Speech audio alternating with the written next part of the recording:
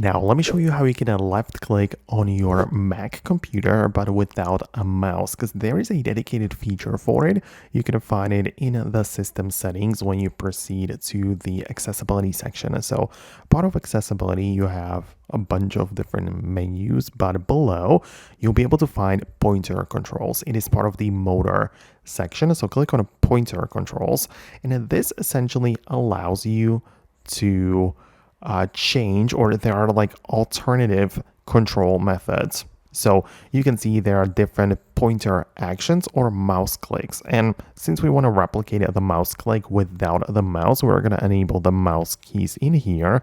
You can see that we have the accessibility icon in there.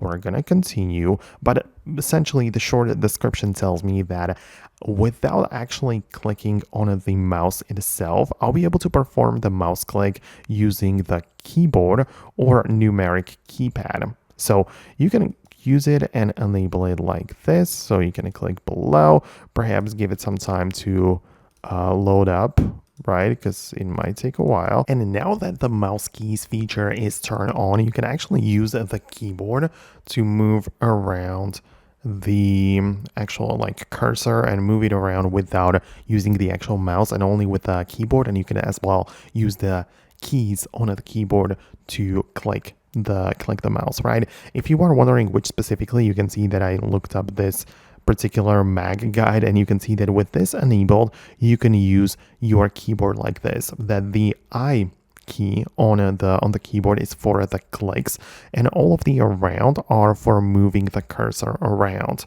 right? So if I click on O, it's going to move the key or the cursor to the right. If I keep on tapping U, it moves it in the other direction. If I click on a 9, it makes it go diagonally to the top right, and so on, right? So that's kind of how you can use it. That's when you can right click or even normally click with the keyboard instead of a mouse, but I'm going to disable it for now.